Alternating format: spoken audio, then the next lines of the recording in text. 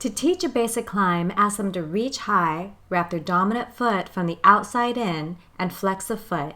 Lean back or jump and pinch with the other foot. Hands go high again. Both knees go up to their belly button as they let the silk go slack, and feet reposition and pinch the silk. They stand and repeat the pattern. To come down, they climb hand below hand, keeping their legs straight, letting the silk slowly and gently slide between their feet like a brake system until their feet touch the ground.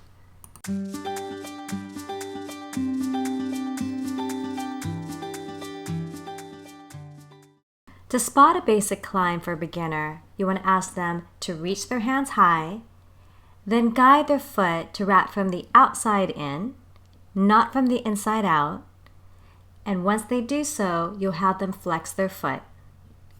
You can either put your wrists underneath their foot to act like a shelf and grab the tight end, or if they're older or an adult, you can grab the tail, lift it underneath their foot, holding their heel, and letting them slowly jump and squeeze the fabric with the ball of their foot.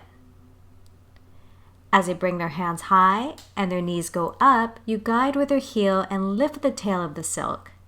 Again, it acts like a shell for them to reposition themselves. They would then re-grab and continue to climb. Sometimes when you have a student climb, the wrap foot will remain straight instead of bending up with the other.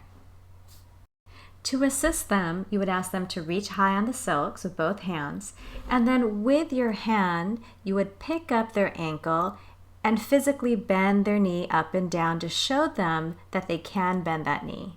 And then you would proceed to wrap the foot and do the heel spot, have them pinch the silk, and then ask them to jump, bending both knees as you lift the spot with them.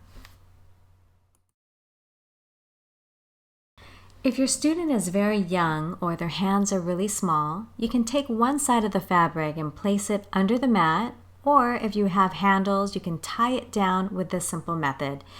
You push the silk through the tie of the mat so it makes a loop. You then take the end of the silk and push through to make another loop. In this way, you can just pull on the tail to release it. Then they have less silk to hold.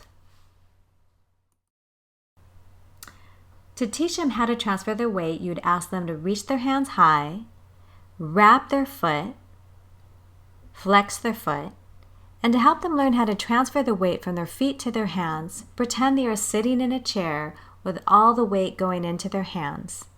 The foot can then lift and pinch, and then they stand up.